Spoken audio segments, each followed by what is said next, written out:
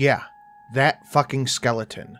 Of all the people to see out here at this time, stupid bastard nearly made me jump out of my skin. But likewise, if he wanted to get the jump on me, he could have very easily grabbed a rock. I mean, he wasn't there before, and here he was. There was no noise, completely out of the blue. "Hey, Tim," I said, going back to inspect the hat. "Narc?" I still didn't know who was working this puppet, and I refused to believe that it was a living thing. But he obviously wasn't hostile, so I decided to play along. I held up the hat by its brim. "Do you know what this is, Tim?" Silence. What was this? Some sort of don't look at me and we talk kind of bullshit? I inspected the hat further and found something written on the back. "Omen, narc." I gazed up at my eggshell white colored friend. What? Omen? I looked back in the hat to see what I was looking at. Inside, written on the back in permanent marker, Danny. I showed it back to Tim.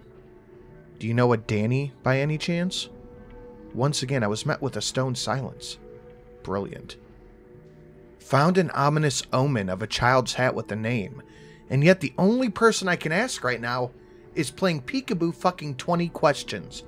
Fucking perfect. No signs of life, hair, nothing. Almost like him. My face shot up to meet Tim's. Grassman. Grassman?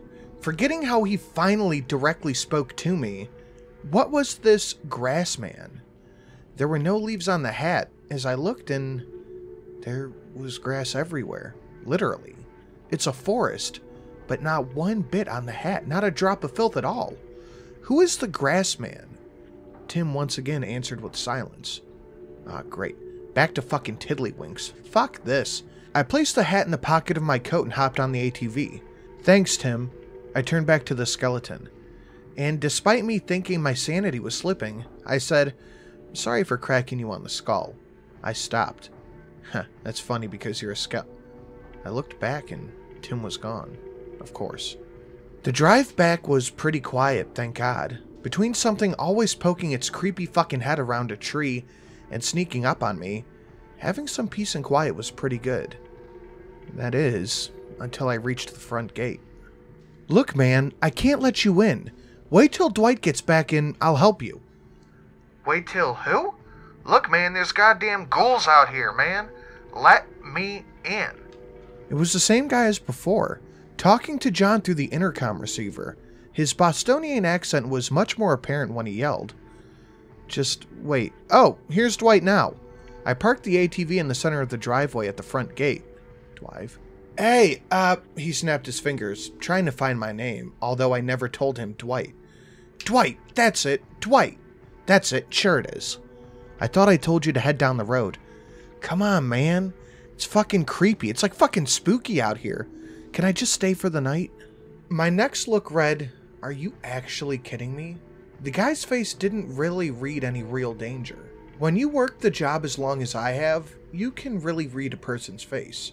He was just short of me, probably 5'9", 5'10"-ish. He looked like a Minnesota trucker decided to play Spetsnaz. But he seemed genuine.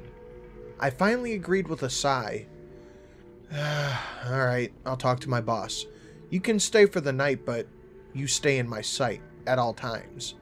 The guy sighed with relief, and this is when I could really read the fact that he was genuine, just eliminating my doubts about him. Finally got the time to sit down and talk to him. His name is Isaac. He was a truck driver. Fucking called it. He lived in New England area. Called it. And he had his truck break down after fucking around in Texas after a long haul. He decided to take up camping a few miles away while getting it fixed. Turns out he'd been bumping around 3 states worth of forest before he found me. "Texas?" I said in disbelief, swiveling slightly in the security room chair. "Yep," he said, sitting in the corner where he had set up his goddamn tent. Inside. You know what? I won't judge him. It gives us both some privacy. "Listen, I know what you're bound to say, ask, or warn me. He's a shape-shifting witch doctor that you literally found in the woods and just said, 'Yeah, sure, come on in.' And while the latter might be right, I don't know. Whether it's almost his transparent demeanor or the fact that he could have stabbed me 17-something times since I've turned my back on him, 2 of which I've been writing these, really buries my doubts. At least for now. We'll discuss more later. What isn't for later is what came the following day. Isaac had done some private radio type stuff. Surprisingly, showed me how to set up cameras on swivel mode, and set up the radios on a covert frequency. As the head of the security, and the sole member of the Kazamoth Estate Security Force, I made the executive decision to let him pay off his stay with work. Things were going smoothly, until me and Isaac were sitting in the living room. A storm was hitting pretty hard outside, so we let the security system do the work, and decided to just chill out for the night. Turned on basic cable, and both of us were watching the end credits to the movie roll. God, that movie sucked, Isaac said, sitting back to the point where he was pretty much laying on the couch entirely. And I said, why don't you make yourself at home? I guess he took it literally. We should stop watching these stupid C-list movies on Netflix. Not a goddamn director on there knows how to make a... Just then, a huge flurry of rain hit the windows above the living room walls.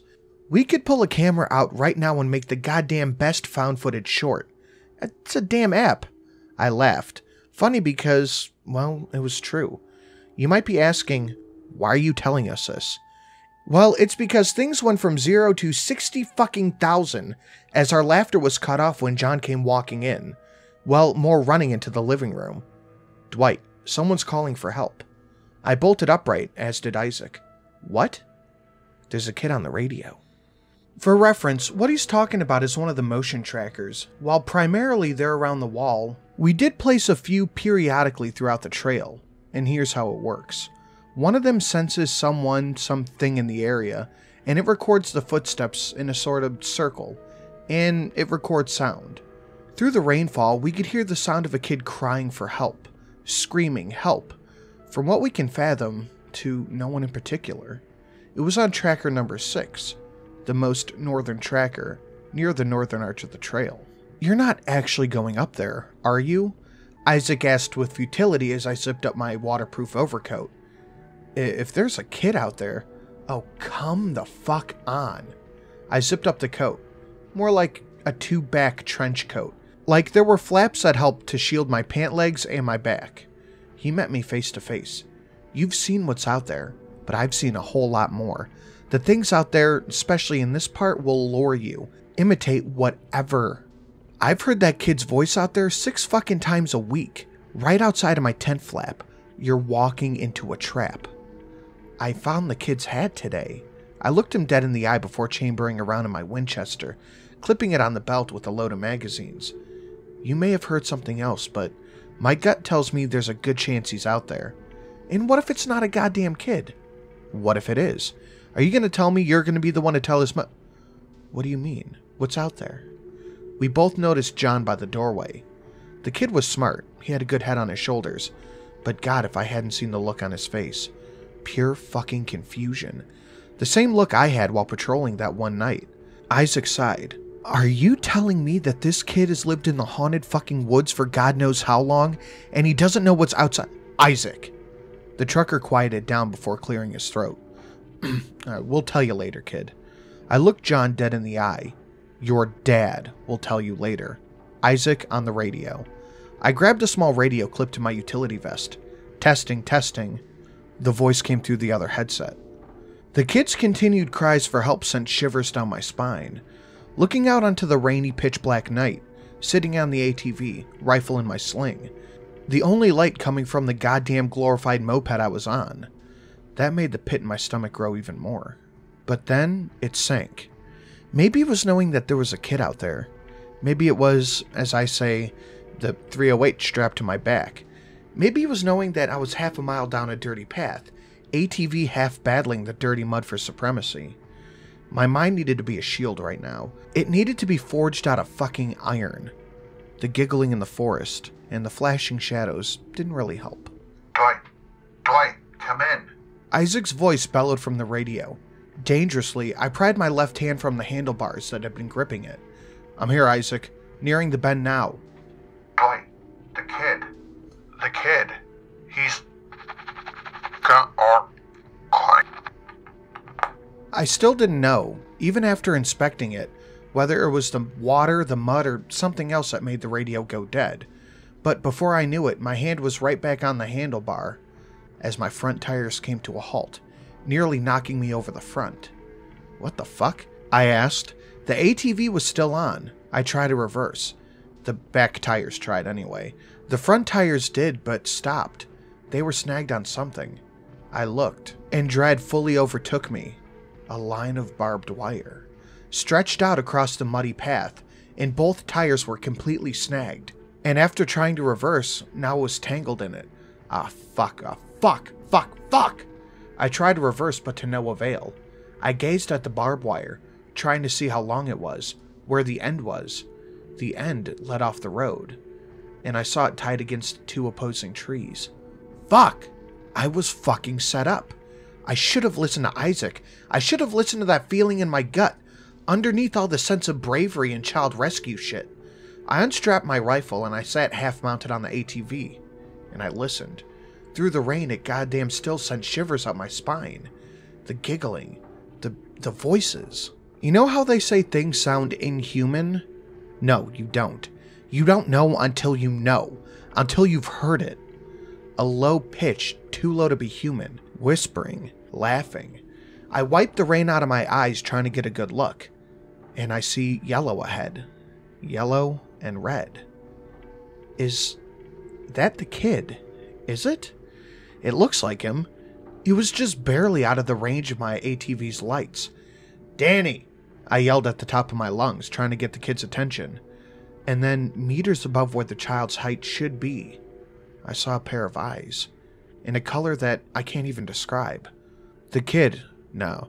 The decoy disappeared, and I was left with the voices growing, and the eyes gazing. Motherfucker! I yelled and I fired off a shot, right between the eyes. The hollow point round went soaring through the air. You could see the hot round flying through the air, and it finally hit as it disappeared into the pitch black between the eyes. It moved, like something that had gotten punted with a rock. But it didn't move, more so shifted back after a light shove. It continued to look.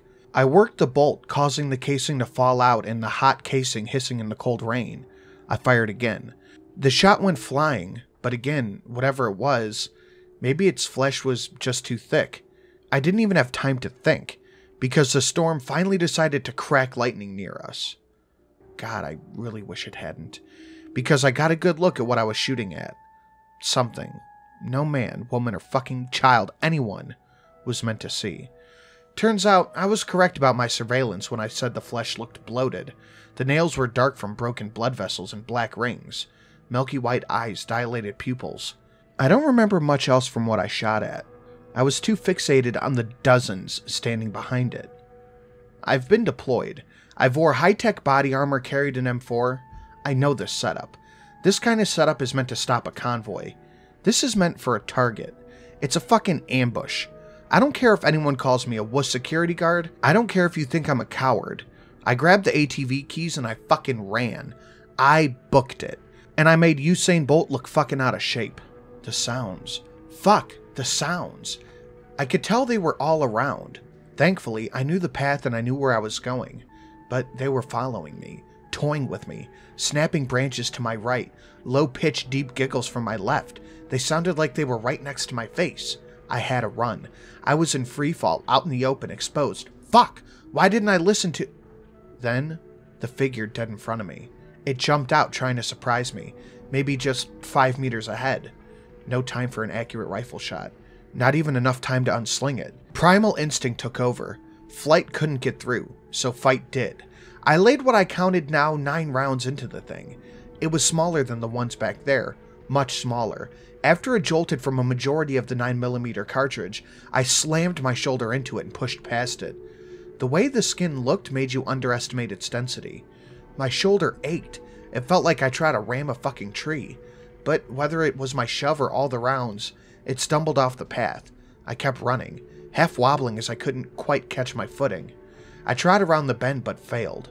I fucking failed. I tripped and fell over a goddamn branch that had fallen in the rain. I tried to brace and grab my rifle, but I just fell on top of it. A round shot out and hit a tree to my left, causing the bark to explode off its surface. My brain was yelling at me. It's kind of funny what adrenaline and the human flight mode can do when they're working together. I blinked as mud blinded me. My muscles and lungs started to ache. I stopped. I needed to get moving, but the shit in my vision stung. I blinked. Light was coming from somewhere, but I didn't know where. I tried to blink my right eye free, and that's when I saw him. The man from before, the Native American, looked just like before, staring at me, blankly between two trees. I grunted. I didn't hear the things as loudly as I did before, but I had to get going. The rain aided me as I could finally clear my eyes, somewhat, and I looked at him again. He was gone, but I saw through where he stood, and I saw the compound walls, and the gate off into the distance. I made a run for it. I ran for my fucking life. I clicked the remote on my belt, but it refused to work. The gate refused to open. I tried the vest radio again and I screamed, "Isaac, open it! Open the fucking gate!" I don't know if I knew that it was more than likely broken, but I didn't fucking care. I was nearing it. 50 meters. 35 meters. I could still hear something chasing me. Surprised, I kept a hold of my guns the entire time I ran. Then, the gate started to open. Isaac stood there and fired a flare gun out. The gate stopped after it opened about 3 feet. I dove in, my face eating a gravel mixture. I once again picked myself up as I heard Isaac say something along the lines of, "Holy shit, what was that?" I barely had time to listen. I pointed to the box mounted on the inside of the wall. "Hidden electric." I tried to talk, half spitting out dirt. "What? Stop speaking pig Latin. Hit the fucking electric." Isaac caught on. He pulled the box open and pulled the switch. Where the wall segments met, there were pikes and connectors to the top of them, allowing us to wrap barbed wire around them. They all sprang to life as electricity surged and zapped out. We didn't care to stick around to see if it amounted to anything. I hauled my ass inside with the redneck, and I collapsed against the counter as my lungs felt like they were melting. "Dwight!" John came down the stairs. "What happened?" All the running must have torn my throat up as I spat some blood into the kitchen sink, turning on the faucet and washing it down. I shook my head. My brain was pounding, my legs fucking hurt, and Isaac set the smoking flare gun on the counter as he went to the fridge. He grabbed an energy drink. "He just saw some ghouls, Johnny." I tried to shake away the wear and tear in my body. "John," I said, wiping my face and walking out of the kitchen, towards the upstairs of the house, heading up to the living room. "Go to your room." For once, he listened and nodded. "Is Dad gonna tell me what's outside?" "No," I shook my head. "He's gonna tell all of us." Isaac had to stop me from literally kicking open Theodore's door. My arms were too tired and primal instinct almost took over again. I came into Theodore's office, muddy, wet, and showed that he was more concerned with me stepping onto the carpet in front of his desk. "Jesus, Dwight, care about a man's things for what? Who's that?" he said, pointing to Isaac. I just realized I forgot to tell him about our new friend. Isaac chimed in. "Isaac, sir. Isaac, who let you in?" "Dwight!" "Well, I mean, we were, but, you know, rain, storm, lost child, you never come out of this office, apparently." Isaac scratched the back of his head as he tried to come to my defense. "Jesus, Nolan, I thought I paid you to..." I slammed my hands down on the paperwork in front of him, leaning over his desk, staring at him. "Listen here. Dwight, those things were for..." "Shut up." I think I spat half of the forest floor into his face. He got the message and quieted down. "I literally just ran my ass through the forest trying to save a missing kid. Turns out there wasn't a kid there at all. Just some... whatever the fuck those things are that you never told me about and still refuse to." Isaac sniffed the air and looked at me. "Jesus, did you piss yourself?" The look I gave back must have changed his mind. "Shit, yeah, sorry. I cannot protect you, your son, your land, and this motherfucking house when all I'm given is a deer-stunning rifle and a pistol and a whole lot of excuses."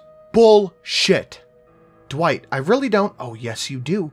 You spent millions of dollars on a house out here and you don't know what lurks right outside under your nose? Come clean, or we're gonna take a walk in the park with whatever the hell is out there, and you can ask where the fuck Danny went." "Danny?" He didn't seem entirely surprised, just more so caught off guard. "Someone who seems to have gone missing in your woods." "A missing kid?" "Yep." Isaac shook his head. "Look, Dwight, I think this guy's probably hiding some sketchy shit in his closet. I bet you $5 Danny is underneath the house. All right, just... Theodore took off his glasses and started to rub his temple. Now, sadly, I've got no more time for writing. I'm writing all this down. The entire shit show that it was. Took a lot of time. When I get back, I'll fill you in on what the three of us talked about. But trust me, there's a reason after all the cleanup from the storm, we got funded quite a few $1,000s to up security, and why we're driving into town tomorrow. We're gonna get to the bottom of this, and I'll be back as soon as I can. Hopefully, sooner than last time. And I'll tell you what I've found and what I've learned.